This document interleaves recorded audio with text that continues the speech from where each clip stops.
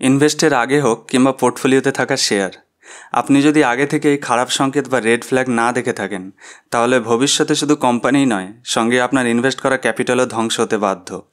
কিন্তু এর জন্য কি অনেক গভীর নলেজের দরকার? একদমই না। মাত্র 5-6 মিনিটে আপনি এই 4টি সাইন দেখে ফান্ডামেন্টালি উইক কোম্পানি বাদ দিয়ে দিতে পারবেন। তো চলুন শুরু করি, এবং শেষে বোনাস হিসেবে একটা গুরুত্বপূর্ণ রেড ফ্ল্যাগ চেনা শিখিয়ে দেবো। প্রথমেই যেটা দেখবেন সেটা হলো ডেট টু ইকুইটি রেশিও। কোনো কোম্পানিতে জিরো ডেট হলে খুবই ভালো, কিন্তু ভবিষ্যতে যখন কোম্পানিকে ক্যাপেক্স বা বড় করতে চায় তখন লোন নিতেই হয়। ভালো ম্যানেজমেন্ট হলে খুব ভালোভাবে ঋণের টাকা ইউটিলাইজ করে কোম্পানি গ্রো করে, সাথে শেয়ার প্রাইসও বাড়তে থাকে। কিন্তু সমস্যা তখন হয় যখন কোম্পানি ঠিকমতো ব্যবহার করতে পারে না, আর পরে এই ঋণের ইন্টারেস্টের বোঝাতেই একসময় ব্যাংক্রাফট হয়ে পড়ে। আর এরকম সিচুয়েশন থেকে বাঁচার জন্যই আমাদের সাহায্য নিতে হয় ডেট টু ইকুইটি রেশিওর। এবার প্রশ্ন হলো, ডেট টু ইকুইটি রেশিও কত হলে ভালো হয় এবং কিভাবে দেখব? এই চার্টটি দেখুন। যদি কোম্পানির ডেট টু ইকুইটি রেশিও 1-এর বেশি হয় তাহলে পুরোপুরি অ্যাভয়েড করুন, কারণ এটা খুবই রিস্কি। আর যদি 1-এর নিচে থাকে কিন্তু 0.5-এর ওপরে হয় তাহলে সাবধান হতে হবে। আর 0.5-এর নিচে যদি হয় তাহলে সেটাকে ঠিকঠাকই ধরা হয়, কিন্তু যদি 0.1-এর নিচে হয় তাহলে একদম আদর্শ, এবং 0 হলে সব দিক থেকেই উত্তম। ডেট টু ইকুইটি রেশিও দেখার জন্য আপনি যে ব্রোকার অ্যাপ ব্যবহার করছেন, সেটা গ্রো, কাইট বা এঞ্জেল মানি যাই হোক না কেন, যে কোনো স্টকে ক্লিক করলে নিচেই দেখতে পারবেন। রিলায়েন্স কমিউনিকেশন নামে এই কোম্পানিটি 2008 সালে ক্যাপেক্সের জন্য ভারী লোন নেয়, কিন্তু ইউটিলাইজ না করতে পারায় ব্যাংক্রাফট হয়ে যায়। তাই শেয়ার প্রাইসে এত বড় পতন হয়। আর এই কোম্পানিটা সুজলান এনার্জি একইভাবে লোন নেয়। এই কোম্পানিও ভারী ঋণ নিয়ে কাজে লাগাতে না পেরে ডুবে যায়। আবার এখানে দেখুন L&T, এই ইন্ডাস্ট্রির সবচেয়ে বড় কোম্পানি। এখানে ডেট টু ইকুইটি রেশিও 1-এর উপর হলেও এটাকে আইডিয়াল মানা হয়, কারণ একে তো লার্জ ক্যাপ আর ইন্ডাস্ট্রির সবচেয়ে বড় কোম্পানি, যতই ঋণ নেক না কেন ভালোভাবে ইউটিলাইজ করতে পারে।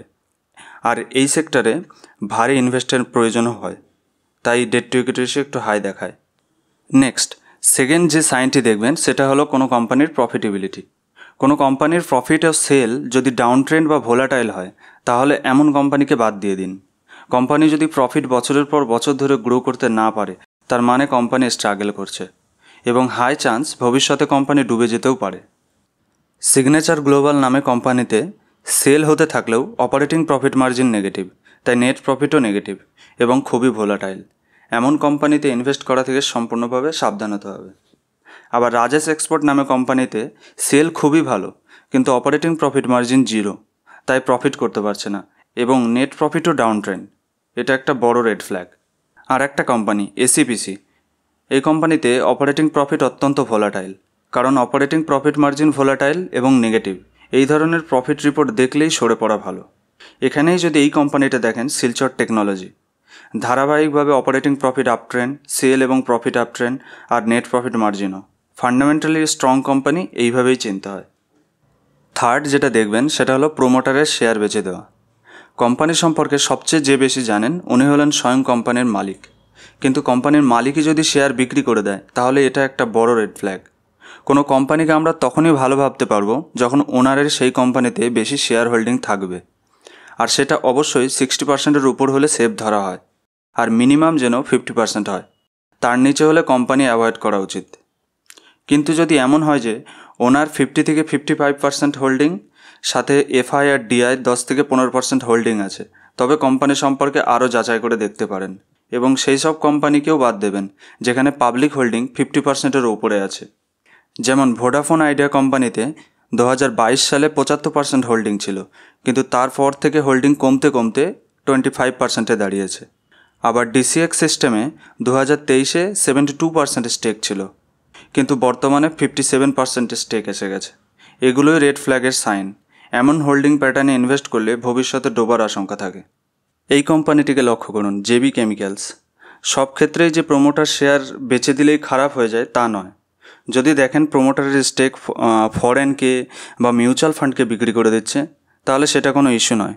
যখন পাবলিককে বিক্রি করবে তখন সেটা নেগেটিভ সাইন হিসেবে দেখায়। ফোর্থ যে রেড ফ্ল্যাগটি দেখবেন সেটি হলো কোম্পানির হাই ভ্যালুয়েশন। এই বিষয়টা একটু সেন্সিটিভ, এর কারণ অনেক সময় ফান্ডামেন্টালি স্ট্রং কোম্পানিকেও অ্যাভয়েড করতে হয় হাই ভ্যালুয়েশনের জন্য। খুব হাই ভ্যালুয়েশন হলে কোম্পানি ভবিষ্যতে হালকা খারাপ খবরেও অনেকটা পড়ে যায়, আর যদি না পড়ে তাহলে দীর্ঘ সময় একই রেঞ্জে কনসলিডেট করতে থাকে। তাই কোনো কোম্পানির পি রেশিও যদি ইন্ডাস্ট্রি পি থেকে খুব বেশি থাকে তাহলে ইনভেস্টিংয়ের নজরে সেটাকে রেড ফ্ল্যাগ হিসেবেই ধরতে হয়। যেমন টাটা এলএক্সি কোম্পানিটির চার্ট দেখুন। ডাউন ট্রেন্ড কেন জানেন? 2022-এ পি রেশিও 110-এ চলে গেছিলো, তারপর থেকেই কনসলিডেট করছে। বর্তমানে পি 48, কিন্তু এমন কনসলিডেশন থেকে কবে বেরোবে সেটা বলা মুশকিল। নিঃসন্দেহে কোম্পানি ভালো হলেও হাই ভ্যালুয়েশনে নিলে ভবিষ্যতে সময় আর টাকা দুটোই নষ্ট হতে পারে। আর এটা দেখুন, ওলেক্ট্রা গ্রিনটেক শেয়ার প্রাইস 2000 থেকে 1000-এ চলে এসেছে, প্রায় 50%-এর পতন। কোম্পানি কি খারাপ? না, পি রেশিও 200-তে চলে গেছিলো, তাই এত কারেকশন হচ্ছে। তাই হাই ভ্যালুয়েশন দেখলে স্ট্রং কোম্পানি হলেও অ্যাভয়েড করা উত্তম। লাস্ট এবং বোনাস যে খুব গুরুত্বপূর্ণ রেড ফ্ল্যাগ দেখবেন সেটা হলো প্লেজড শেয়ার হোল্ডিং। কোনো কোম্পানি ব্যবসা বাড়ানোর জন্য টাকার দরকার পড়লে কোনো রকম উপায় না পেলে কোম্পানির শেয়ারকে বন্ধক রেখে টাকা জোগাড় করতে পারে। যদি 5 থেকে 10%-এর শেয়ার প্লেজড করে তবুও ঠিকঠাক মনে করা হয় যদি কোম্পানি স্ট্রং হয়। তবে সেটা যদি 25 থেকে 30%-এর উপর হয় তাহলে সেটা খুব বড় রেড ফ্ল্যাগ। এমন কোম্পানিকে সম্পূর্ণভাবে অ্যাভয়েড করুন। দেখুন, এসব বেশিরভাগ কোম্পানি নাম করা, কিন্তু কোম্পানির শেয়ার প্লেজড আছে। কেউ যদি না বুঝে শুনে ইনভেস্ট করে তাহলে ভাবুন ভবিষ্যতে কি হতে পারে।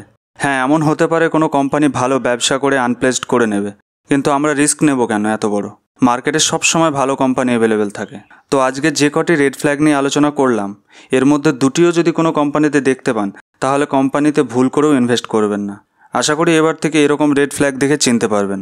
আর ভিডিও ভালো লেগে থাকলে পাশে থাকবেন, এরকম নলেজেবল ভিডিও সামনে আরও আসবে। তো চলুন, আবার দেখা হবে নেক্সট ভিডিওতে। টাটা।